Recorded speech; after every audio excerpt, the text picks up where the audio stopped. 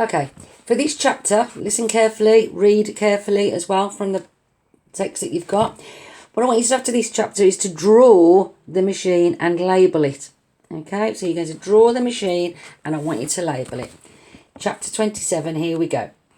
It looked like a metal brain. A great knot of twisting pipes, grinding cogs and spinning dials. As big as a fairground caravan, it hung on an axle between two silver wheels. Each wheel was the size of a watermill, and it held up by a towering industrial piston that rose and fell with a spit of steam and a slow vrump, vrump, vrump. In the middle, the metal brain trembled and buzzed. The machine was coming to life. Wild Boy gripped the edge of the balcony. Everything that had happened to him in the past week had been because of this machine. This was what the hooded man was trying to find. This was why the professor and the doctor had been killed. As the machine's pistons pumped, its wheels turned. Crackles of blue light fished from the rims, shot along the axles and disappeared inside the metal bore. Clarissa gripped Wild Boy's arm. "What is that?" "It's electricity," Wild Boy said. "It's filling with electricity." In the hall below, men in frock coats rushed around the base of the pistons, tightening screws and reading dials. Shaded spectacles protected their eyes from the light as electrical fires shot from the giant wheels and into the tangle of pipes. The crate that the men had carried from the church lay open and empty on the hall floor. Its cargo was strapped to a table beneath the machine. It was the body of Dr. Griffin. The doctor's whiskers remained bushy and vibrant, but the face beneath them had turned grey with decay. A chunk of rotten flesh had peeled from its nose, exposing glistening white bone underneath. Bound to the table beside the corpse was the tiger. Judging from the heavy rise and fall of its chest, the animal had been drugged. "What are they doing?" Clarissa said. "What are they doing to that poor tiger?" Both the tiger and the doctor had mechanical devices fixed to their heads. Steel helmets with cogs and springs around the brim and copper rods sticking from the top. Wires rose in tight lines from the rods and up to the ball of machinery above, connecting the tiger and the corpse to the machine.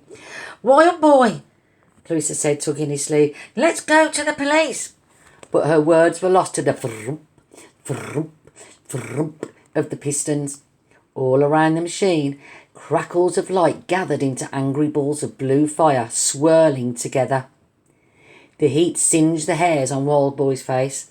The noise, a buzz, then a hum, and then a pulsing drone, throbbed inside his skull. Clarissa curled up beside him and covered her head. But Wild Boy forced himself to watch, even though it felt like his eyes were being stabbed with hot needles. All around the hall, torches fell from their brackets and fizzled out. The light from the machine filled the whole space, so bright that the walls and the balcony shone brilliant blue. Vrump, vrump, vrump. Still the wheels turned faster. Vrump, vrump, vrump. Still the pipes grew brighter. Even in shaded spectacles, the men struggled against the light. One of them shielded his face and stepped close to the table. He reached up and he gripped a lever on the tiger's helmet. Vrump, vrump, vrump. Another man cried, "No!" The rods in the helmet shot down. Over the drone of the machine, Wild Boy heard the tiger wake and roar as the metal spikes drove into its head. Streams of electrical fire shot from the ball of pipes and blasted into the poor cat's brain. The tiger shook. More and more blue light rushed into its body until the whole animal glowed. Clarissa shot up and screamed, "Stop! Stop it!" There was a loud whoop and the light cut out. The pistons hissed. The wheels ground to a halt. The tiger gave a feeble whimper and slumped back to the table. The tiger didn't move. The machine stood still. The hall was silent and dark. Wild Boy heard Clarissa's breathing growing even faster than his own. He touched her arm and she flinched. "What happened?" she said. "What did they just do?" Down in the hall, a flash of orange light broke the dark as the men relit the torches. One of them edged closer to the tiger and placed a stethoscope cautiously to its side. "The cat?" another of the men asked. "Dead." "And the doctor?" The man put his stethoscope to the corpse, then he stepped back. Wild Boy's fingers tightened around the edge of the balcony. "Do you see that?" he gasped. "What?" Now she saw it too. One of the doctor's hands moved. His grey fingers strained at the straps, curling like claws. "His eyes," Wild Boy said. "Look at his eyes." The doctor's eyes had opened. Blazing with ferocity, they glared at the men around him. His lips peeled back and he bared his teeth like fangs. A growl rose from his throat, a feral, savage growl that snarled around the hall, causing the men to leap back in fright. The doctor slumped back to the table. His legs and arms began to shake. "The principle's not fixed," one of the men cried. "Security! Morphine!"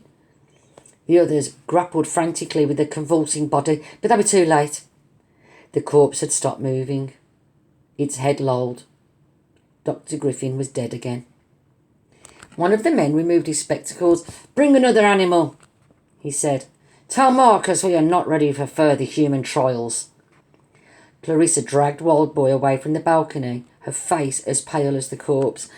"Dr. Griffin," she said, "that machine, it brought him back to life, but he sounded like a tiger," Wild Boy said.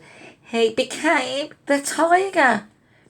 Wild Boy gazed into the hall as a spark of electricity crackled over one of the wheels and then fizzled out.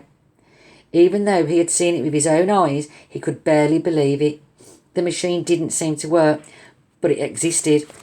And the doctor's note said that it had worked. It could work. He and Clarissa had hoped to save themselves by catching the killer, but Wild Boy couldn't put the clues together. Instead, wasn't this machine a better way out? A machine that changes you, transferring your mind into a different body.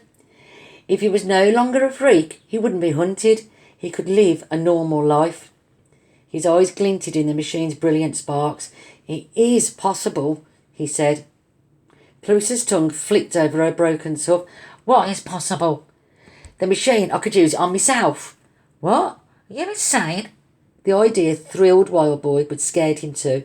He closed his eyes, trying to stop his head from spinning. "The doctor said it could work." "But it doesn't," Clarissa spat. "You saw what just happened. This is dangerous, Wild Boy. These people are dangerous. Catching the killer, that's how we're going to get out of this." "But what if they can make the machine work? What if they could really make it change people?" "We don't need it, though. We can still catch the hooded man. We're partners, remember?" Wild Boy was so confused, so tired. Clarissa kept saying they were partners, but it wasn't that simple. She was normal and he was a freak. But he could change. He could be like everyone else. "Wild Boy," Clarissa said, "you've seen what that electricity does. It goes into people's brains. What if you never think the same way again? What if you lose your skill?" "I don't care." "Yes, you do." She stepped closer and shoved him furiously in the chest. "I see how it makes you feel. I see it in your eyes and your smile when you're using it. It's like how I feel when I'm up on the high wire. Nothing else matters, not my mother or my father or nothing in the world. I'm proud of what I am and you should be too. That skill is what makes you, you." "No," Wild Boy said. He grabbed the thick hair on his face and pulled it angrily. "This is what makes me, me." "You don't think that," Clarissa insisted. "Not no more, not after all this."